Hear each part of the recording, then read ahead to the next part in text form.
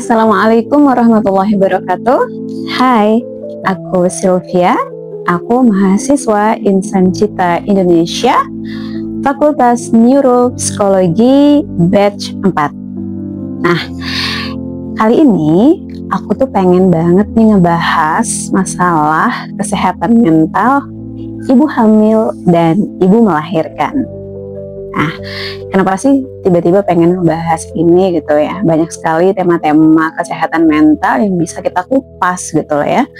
Tapi sebagai ibu ya, aku tuh pengen banget nih kita semua, terutama ibu-ibu ya, aware terhadap kesehatan mental diri sendiri. Begitu, dan semoga sih ya ini juga menjadi insight positif untuk aku pribadi, dan semoga bisa bermanfaat juga untuk ibu-ibu di luar sana. Untuk bapak-bapak juga gitu ya, ini bisa bermanfaat gitu ya. Untuk bapak-bapak bisa menjadi ayah sekaligus suami siaga untuk anak dan istri tersayang. Oke. Kesehatan mental merupakan komponen esensial dari kesejahteraan secara keseluruhan, terutama bagi ibu hamil.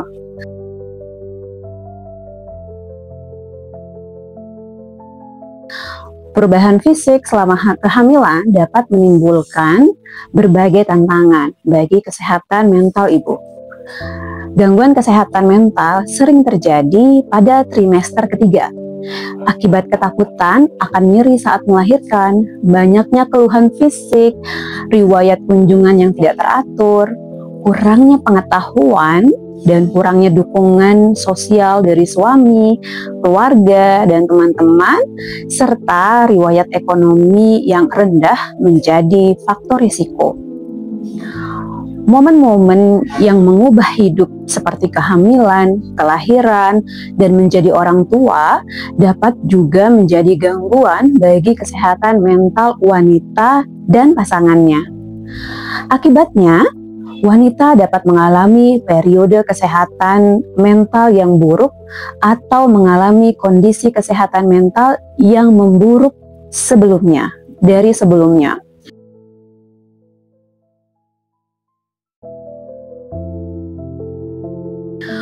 World Health Organization atau WHO melaporkan bahwa hampir 1 dari 5 wanita akan mengalami gangguan kesehatan mental selama kehamilan atau setahun setelah melahirkan. Di antara wanita dengan gangguan kesehatan mental pada masa kehamilan, 20% akan mengalami pikiran untuk bunuh diri atau melakukan tindakan menyakiti diri sendiri maupun bayinya. Menurut Kemenkes RI, pada tahun 2020 terjadi sebanyak 43,3% ibu hamil dengan gangguan kesehatan mental, diantaranya kecemasan, dan meningkat menjadi 48,7% saat persalinan. Mengabaikan kesehatan mental tidak hanya membahayakan kesehatan dan kesejahteraan wanita secara keseluruhan, tetapi juga berdampak pada perkembangan fisik dan emosional bayinya. Gangguan yang dapat terjadi adalah kelahiran prematur dan BBLR yang nantinya dapat mempengaruhi periode emas di masa 1000 hari pertama kehidupan atau HPK, yakni 370 hari pada masa kehamilan dan 730 hari masa setelah lahir atau 2 tahun kehidupan. Mencegah hal tersebut, pemerintah dunia atau WHO dan Indonesia berupaya meningkatkan kesehatan mental ibu hamil melalui pendekatan yang komprehensif dan terkoordinasi.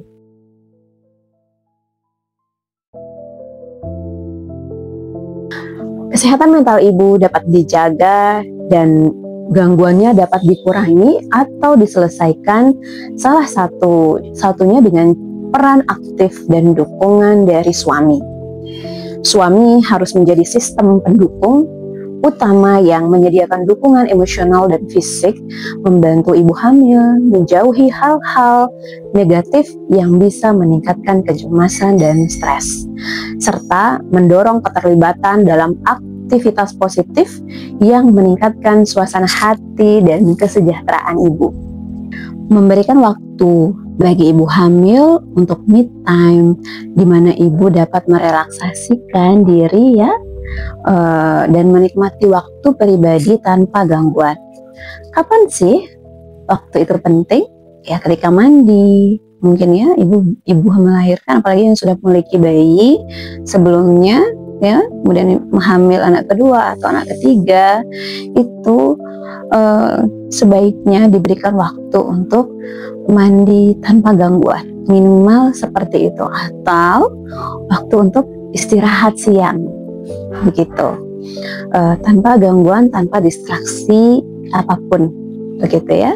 10 menit, 20 menit sehari itu sangat-sangat membantu untuk merelaksasikan diri bagi ibu hamil. Selain itu, memastikan ibu hamil mendapatkan istirahat yang cukup ya, yang tadi mungkin bisa tidur siang 10 menit, 20 menit, 30 menit gitu ya.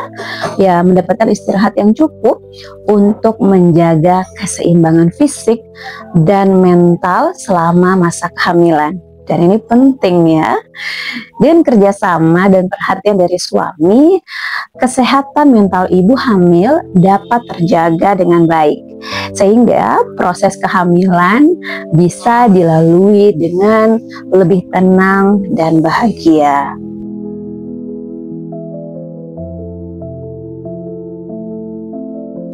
Selain itu, ibu hamil juga perlu melindungi diri dari hal-hal negatif seperti berita buruk, konflik, atau lingkungan yang stres.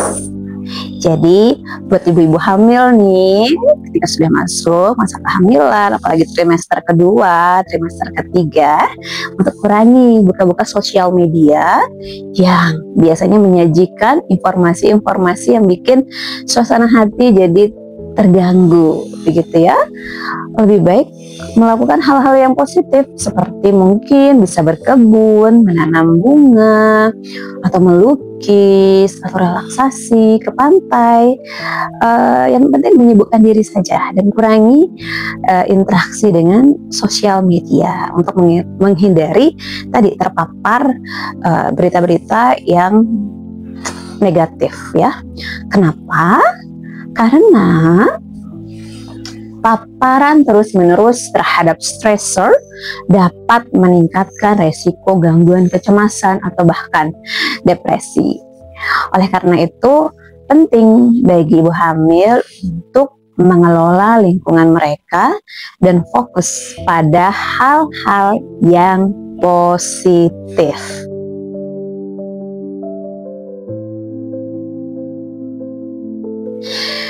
Nah, setelah tadi kita melewati fase hamil, seorang ibu juga akan mengalami fase yang tidak kalah penting, yaitu fase melahirkan.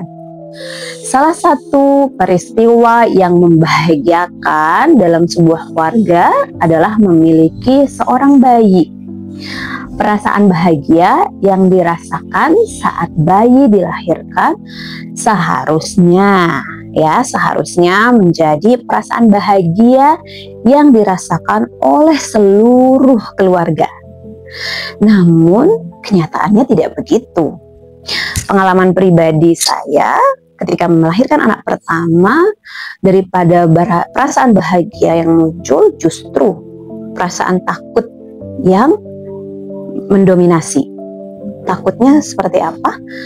Apakah saya bisa menjadi ibu yang baik untuk bayi saya?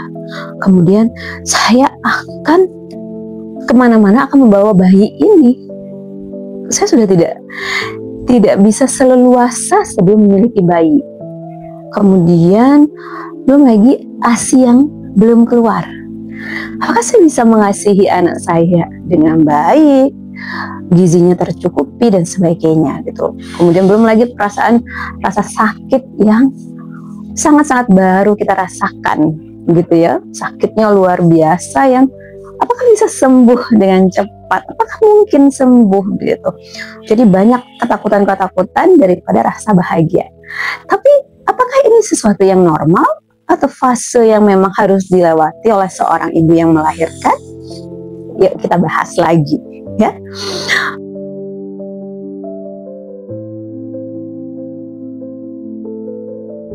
Ternyata ibu yang melahirkan bayi terkadang tidak merasakan perasaan bahagia tersebut karena adanya transisi di mana ia yang awalnya adalah seorang istri, pribadi yang independen begitu ya, menjadi berperan ganda, yakni jadi dirinya sendiri atau yang tadinya seorang istri kemudian sekarang plus, ada plusnya nih menjadi seorang ibu ya.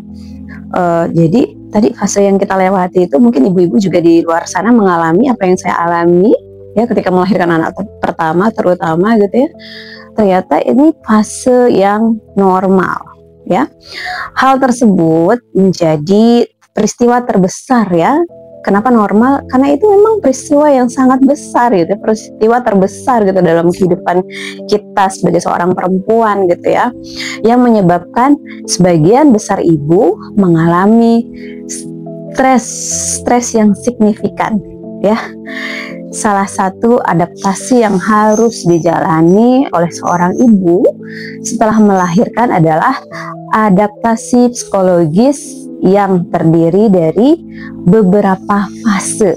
Nah tadi nih fase yang dialami oleh kita ini ibu-ibu, gue aja kali ya. Enggak, kemungkinan besar banyak sekali ibu-ibu mengalami apa yang saya alami gitu ya. Ternyata ada 3 fase yang harus kita lewati pasca melahirkan. Yang tadi namanya ternyata fase taking in ya, dimana fase taking in ini merupakan fase yang berlangsung pada hari pertama hingga hari ketiga pasca melahirkan. Pada fase ini perhatian ibu itu hanya berpusat pada dirinya sendiri ya. Apakah saya bisa, tadi rasa sakitnya yang kita rasakan itu apakah bisa sembuh dengan cepat, ini bagaimana dan segala macamnya gitu ya. Kemudian beralih ke fase kedua, yakni fase taking hold, di mana rasa khawatir, cemas, tentang ketidakmampuannya serta rasa tanggung jawab dalam merawat bayi mulai muncul. Ya, sehingga pada fase ini menjadi waktu yang tepat seorang ibu mendapat berbagai penyuluhan tentang bagaimana cara merawat diri dan merawat bayinya, sehingga ia dapat meningkatkan rasa percaya diri dalam dirinya sendiri gitu ya. Fase kedua ini, fase taking hold tadi, perasaan cemas, bagaimana bisa merawat bayi, bagaimana saya harus menjadi ibu yang baik, bagaimana ASI bisa keluar dan segala macam. Ini berlangsung sejak hari ketiga hingga ke-10 pasca melahirkan. Ya, jadi 10 hari pertama itu cukup lumayan krusial ternyata ya. Di sini peran dari orang-orang terdekat terutama suami sangat-sangat penting gitu ya. Kemudian kita akan mengalami fase yang terakhir, yaitu fase letting go ya, yang berlangsung pada hari ke-10 dan seterusnya. Nah, di mana ibu sudah menerima tanggung jawab terhadap peran barunya sebagai seorang ibu. Tidak semua ibu mampu melalui adaptasi pasca melahirkan. Beberapa pengakuan ibu pasca melahirkan disampaikan bahwa mereka merasa kelelahan atau bahkan kewalahan ya dalam merawat bayi yang baru dilahirkannya. Terlebih jika sang ibu sudah memiliki anak sebelumnya. Kemudian karena tanggung jawab baru yang diperankan oleh ibu pasca melahirkan ini menyebabkan ibu tidak memiliki waktu untuk dirinya sendiri. Bahkan yang menyedihkan ya, seringkali ia tidak mampu untuk beristirahat dan tidur dengan nyenyak. Semua ibu pasti mengalami peristiwa begadang, bayi sering bangun, begitu ya. Apalagi nanti ketika bayinya tidur, anak yang pertama butuh perhatian ibunya juga, begitu.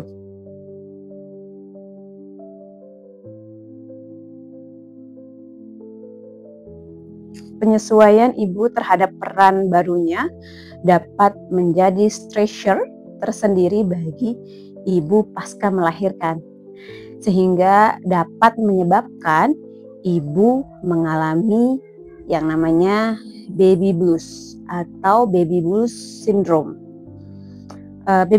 Baby blues syndrome atau yang biasa kita singkat dengan BBS merupakan gangguan mental ringan yang sering dialami oleh ibu pasca melahirkan. Gejala yang timbul seringkali berbeda pada setiap ibu yang mengalami BBS. Beberapa di antaranya yang sering dirasakan yakni perasaan sedih, perubahan perasaan yang tidak menentu, kesepian, cemas, menangis tanpa sebab, ya, mudah lelah, mengalami gangguan tidur, nafsu makan bisa menurun, ya, tidak peduli pada penampilan, menarik diri, reaksi negatif pada bayi dan keluarga, hingga mengalami penurunan gairah seksual. BBS menjadi sebuah kondisi yang menyerang para ibu pasca melahirkan, di mana tidak memandang usia, ras, maupun profesi. Perasaan-perasaan yang muncul akibat BBS ini akan tetap dirasakan oleh ibu pasca melahirkan, meskipun ibu tersebut telah memiliki pengetahuan mengenai BBS. Baby blues dirasakan segera oleh seorang ibu setelah melahirkan dan berlangsung selama 3 hingga 6 hari, yang normalnya akan menghilang pada hari ke-14 pasca melahirkan. Emosi yang naik turun yang dirasakan oleh seorang ibu yang mengalami baby blues seringkali mengganggu proses adaptasi dalam perubahan hidup yang terjadi pada sang ibu. Perubahan emosi ini kemungkinan disebabkan oleh penurunan kadar hormon estrogen dan progesteron secara cepat setelah melahirkan. Persentase angka kejadian baby blues di berbagai negara bervariasi. Angka kejadian baby blues di Asia sebesar 26-85%. Sedangkan di Indonesia sendiri sebesar 50-70% pasca ibu melahirkan. Sekitar 50-60% ibu mengalami baby blues saat mereka memiliki anak pertama, serta sekitar 50% ibu yang mengalami baby blues memiliki gangguan mood di riwayat keluarganya. Seringkali baby blues diabaikan hingga menyebabkan terjadinya postpartum depression. Hampir seluruh ibu pasca melahirkan dengan pengalaman baby blues mengalami perubahan pola hidup dan perilaku, serta ketidakstabilan emosi meski memiliki pengetahuan tentang baby blues. Baby blues dirasakan segera oleh ibu setelah melahirkan dan berlangsung selama 3 hingga 6 hari, yang normalnya akan menghilang pada hari ke-14.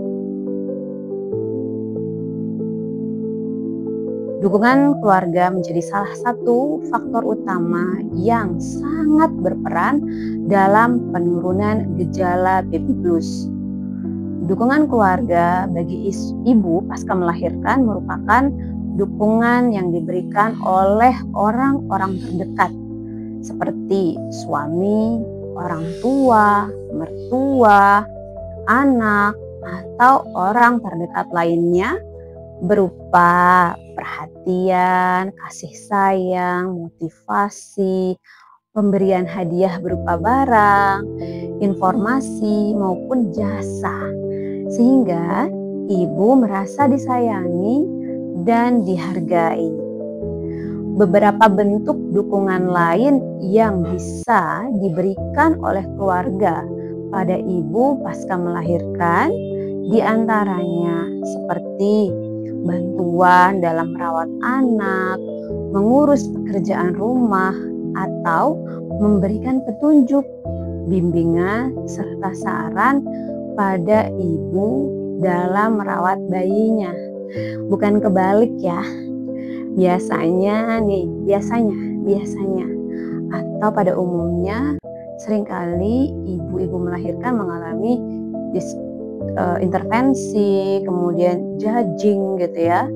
Padahal ini sesuatu yang baru gitu dan merupakan adaptasi yang sangat besar bagi seorang ibu gitu ya. Tapi pada kenyataannya gitu ya, umumnya malah sebaliknya gitu ya. Dan sekarang mudah-mudahan dengan adanya podcast ini kita bisa merubah pola-pola negatif yang selama ini dialami oleh beberapa orang ibu, gitu ya. Dukungan tersebut akan sangat berguna ya bagi seorang ibu pasca melahirkan, agar sang ibu merasa ringan, tidak mudah stres, tidak mudah lelah ya, serta memiliki waktu untuk mengurus dirinya sendiri maupun bayinya. Dukungan keluarga bagi ibu pasca melahirkan memiliki dampak positif secara langsung bagi kesehatan dan kesejahteraan sang ibu, serta dapat mengurangi kecemasan maupun ketidakberdayaan ibu yang mengalami baby blues. Ibu pasca melahirkan yang mendapat dukungan keluarga dapat memiliki perasaan serta pemikiran yang positif bahwa kehidupan yang ia jalani akan berjalan dengan stabil dan ia percaya bahwa ia mampu menjalani kehidupan barunya tersebut ya dengan mudah karena ada dukungan dari orang-orang sekitar. Ibu sebaliknya ya, ibu yang tidak mengalami atau ibu yang tidak mendapatkan dukungan dari keluarga berisiko tinggi malah mengalami dampak negatif dari stres yang ia rasakan.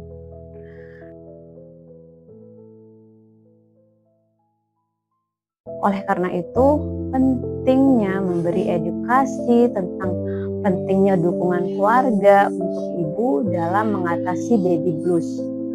Dukungan keluarga baik dari suami, orang tua, maupun kerabat dekat lainnya menjadi faktor penting dalam mencegah baby blues menjadi semakin buruk. Semakin baik dukungan keluarga yang diberikan, semakin baik juga kondisi ibu dalam menjalani perubahan peran yang terjadi dalam hidupnya pasca ibu melahirkan.